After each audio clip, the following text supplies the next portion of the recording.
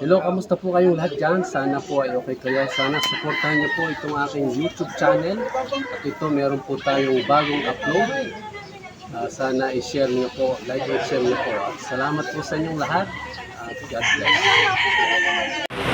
So ayan, good evening po. Ako si Marjorie Campano, isang solid supporter ng Team Roel. Yan. Andito po tayo ngayon sa pwesto ni Tatay June at siya po ay ating kukuha ng update sa kanyang munting negosyo. Yan. So pasensya na po, ngayon ko lang po siya may update kasi busy po. Yan. Salamat po Sir Welipa, sa lahat ng tulong po, sa lahat ng sa buong family mo po, sa lahat ng sponsor, churchmate mo po, sa buong team po, sila Sir Jailer po, mga family mo po. Thank you so much for always. Ang dami po pong natutulungan, ang dami niyo pong natutulungan yan.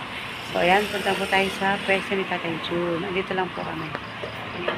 Ayan, nandito po tayo sa pwesto ni Tatay June. Ayan, konti na lang yung kanyang tira at nagsasara na rin siya. Mukhang okay naman yung benta ngayong araw na ito. Yan. Kuha po tayo na update kay Tatay June sa kanyang munting negosyo. Yan. Tatay June, hello po. Yan. Siya na natitira dito at saka yung isang pwesto sa dulo. Yan. Kumusta na naman daw po? Nagpapahingi ng update si Sir Roel. Kumusta daw po ang iyong negosyo? Okay naman, kahit paano kumikita.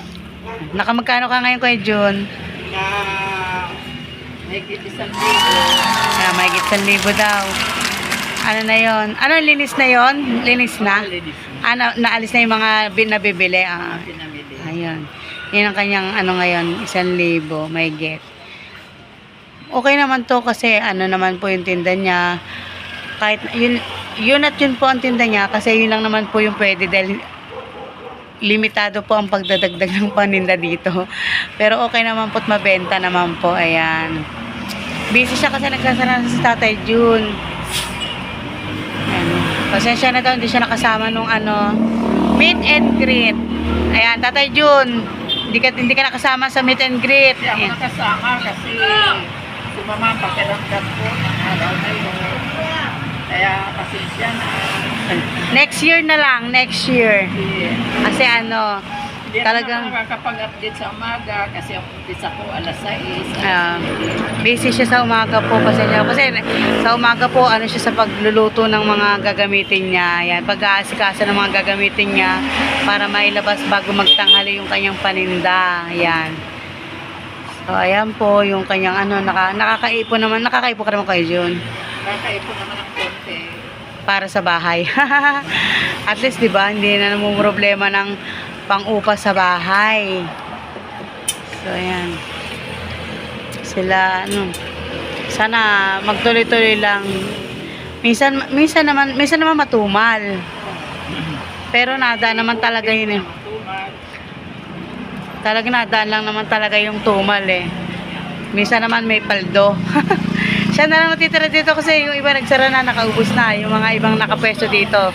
Pero nagsasara na si Tatay June. Yan. So, ayan po. Ayan o. Ito yung favorite sa kanya. Palamig. Laging inaano, favorite ng mga estudyante. Yan. Ang sarap daw magtimpla ni Tatay June, lalo't may gulaman. Sa iba daw kasi, sasabihin mong gulaman, wala namang gulaman talaga naghahanap. Etong kay Tatay June, may gulaman talaga yan. Ang benta niya sa ano, lalo sa mga estudyante, binabalik-balikan niya, nakakailang refill. Dahil sa masarap magtimpla. So, yan. Isa pa to, yan. Yan ang natitira sa kanya. Ito, isa to sa mabenta sa kanya, at saka palamig, yan. Pero, yan, ayan, ubos naman ang kanyang paninda, konti na lang. Yan. Maya, nag-aasikaso siya magsara, pero kahit na ano pa, minsan may nahabol pa rin nabili, kaya minsan nakakaubos din po siya. Yan. So, ayan po yung kanyang, sa kanyang negosyo. Kita naman po, tuloy-tuloy lang po yung kanyang munting negosyo na ibinigay ng Team Roel. Yan. Ang laki naman. Pero, Tatay June, yung malaking ginawa ba yung sayo ngayon na may konting negosyo kakaysa noon? Mas noon na wala akong May walang trabaho. ay mas maigi na yun.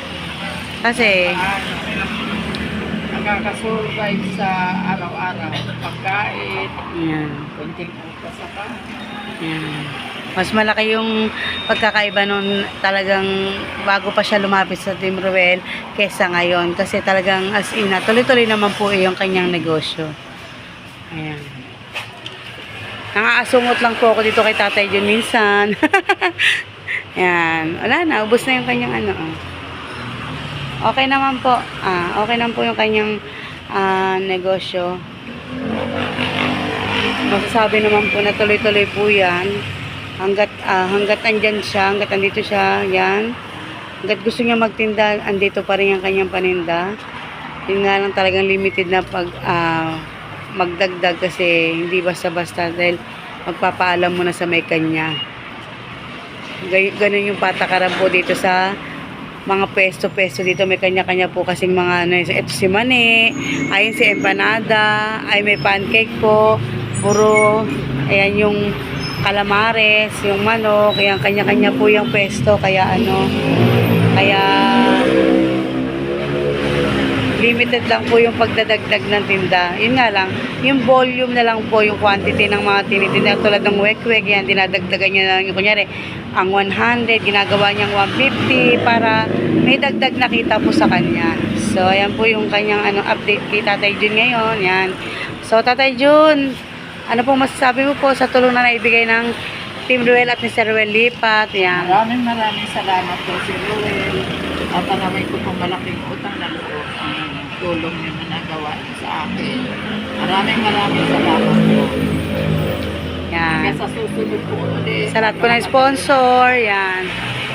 Thank you so much po sa lahat ng sponsor, Anonymous, and sa mga churchmates niya si Sir Ruel at sa mga buong family po, yan. Thank you so much po sa tulong po na lagi niyo pong ibinibigay, hindi lang sa amin, sa lahat po. Babay na po Tatay Jun, yan. Thank you so much po. Yan, sa tiwala sa Team Ruel, yan. So, ayan po yung update kay Tatay Jun, yan. Masasabi ko naman po okay naman po yung kanyang negosyo. Yung tumal po at yung hina ng benta, talagang dumating po yun. Pero may time naman po na araw na talagang okay naman po. At yun yung nakakatabi-tabi naman po siya kahit papaano para sa kanyang upa, yan. Pagkain araw-araw, nakaka-survive po.